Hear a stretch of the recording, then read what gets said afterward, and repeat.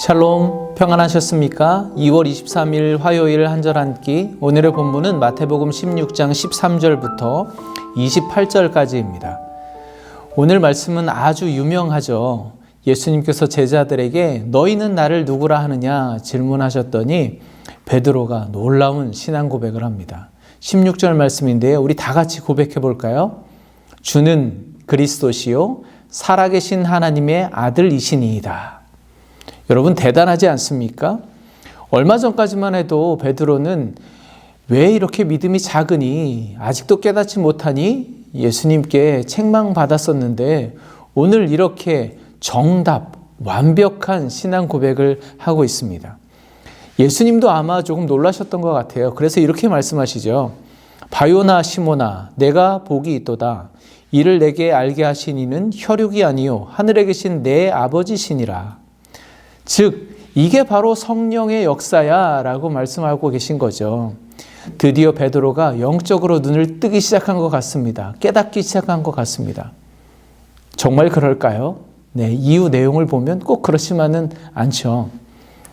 오늘 말씀을 묵상하실 때 한 가지 주목하셔야 되는 것이 있습니다. 예수님과 제자들은 지금 빌립보 가이사랴 지방에 있습니다.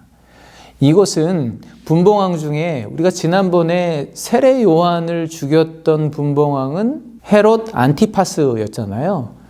이번에는 헤롯 빌립보가 등장합니다. 헤롯 안티파스의 동생이죠. 헤롯 빌립보가 로마 황제 티베리우스에게 기념하기 위해서 세운 도시가 바로 이 빌립보 가이사랴입니다. 이름을 보더라도 자기의 이름 빌립보와 로마 황제의 직명인 가이사를 붙여서 도시 이름을 만든 거죠. 그러니까 이곳은 로마 황제를 숭배하는 곳입니다. 그런데 예수님이 이곳까지 가셔서 너희는 나를 누구라 하느냐 질문하시고 베드로는 주는 그리스도십니다 라고 고백했다는 것이 아주 중요한 의미가 있다고 할 수 있습니다. 베드로의 놀라운 고백 이후에 주님은 이제까지 한 번도 직접 언급하시지 않았던 중요한 사실을 제자들에게 말씀하십니다. 당신이 예루살렘으로 올라가서 장로들과 대제사장과 서기관들에게 고난을 당하고 죽으시고 사흘 만에 다시 살아나실 것을 말씀하시죠. 그랬더니 베드로가 다시 나서서 말합니다. 22절인데요. 베드로가 예수를 붙들고 항변하여 이르되 주여 그리 마옵소서 이 일이 결코 주께 미치지 아니하리이다. 베드로가 주님을 붙들고 항변했다고 하는데요. 항변한다는 것은 질책하는 것, 훈계하는 것을 말합니다. 베드로가 말하는 거죠. 주님 그렇게 말하지 마세요. 결코 그런 일이 일어나서는 안 됩니다. 이에 예수님께서 베드로와 제자들을 바라보시며 호통치듯이 이렇게 말씀하시죠. 사탄아 내 뒤로 물러가라.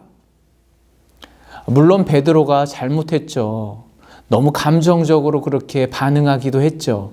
그러나 이렇게까지 하시는 건 좀 베드로에게 심하게 대우하시는 거 아닐까요? 졸지에 베드로가 사탄이 되어버렸습니다. 그 이유가 무엇일까요? 예수님께서 고난받으시고 죽어야 하는 그리스도임을 밝히셨는데 그것을 정면으로 반항했기 때문입니다. 이후의 말씀을 보면 너는 나를 넘어지게 하는 자로다. 내가 하나님의 일을 생각하지 아니하고 도리어 사람의 일을 생각하는도다. 베드로는 방금 전에 주는 그리스도십니다 라고 고백했지만 그가 생각한 그리스도와 예수님께서 스스로 밝히고 계신 그리스도는 전혀 달랐습니다. 베드로가 생각하고 고백한 그리스도는 영광을 받으시고 승리하셔야 할 분이셨습니다. 무기력하게 십자가에서 죽으시면 절대 안 되는 분이셨습니다. 그래서 그는 예수님의 말씀대로 그렇게 예수님을 죽게 내버려 둘 수가 없었던 것이죠.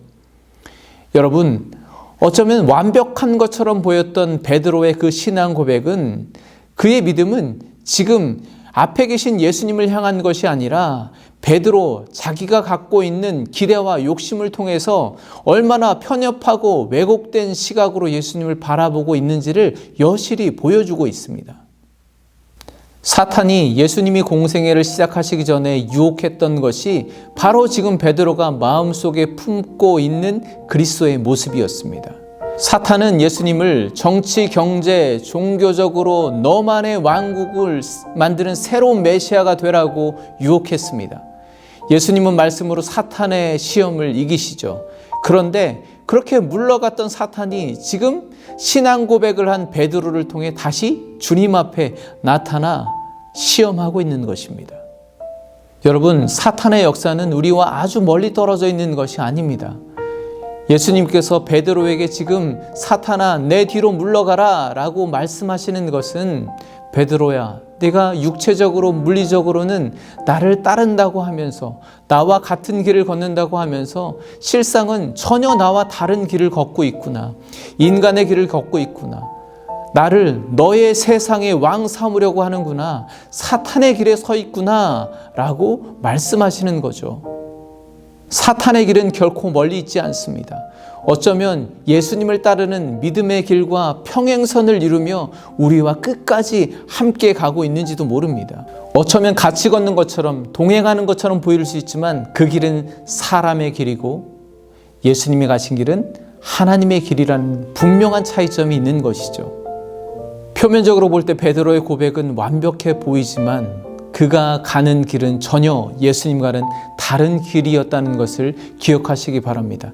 끝에 가보면 분명히 다르다는 것을 알 수가 있습니다. 베드로도 그 끝에 가보고서야 자신의 길이 잘못되었다는 것을 알게 되었습니다. 그 끝이 어디였나요? 바로 십자가입니다. 이에 예수님께서 제자들에게 말씀하시죠. 누구든지 나를 따라오려거든 자기를 부인하고 자기 십자가를 지고 나를 따를 것이니라.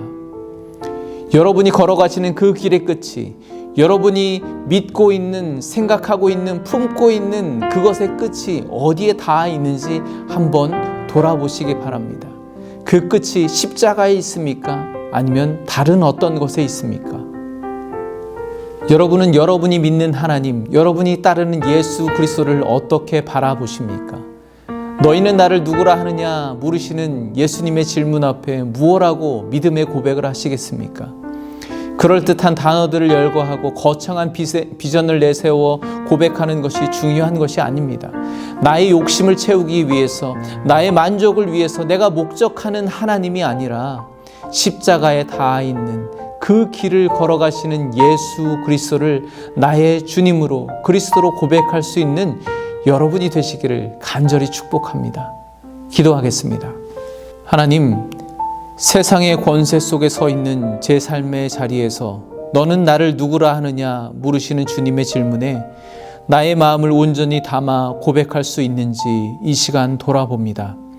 내가 바라는 주님을 고집하며 사탄의 일을 행하지 않게 하여 주시옵소서.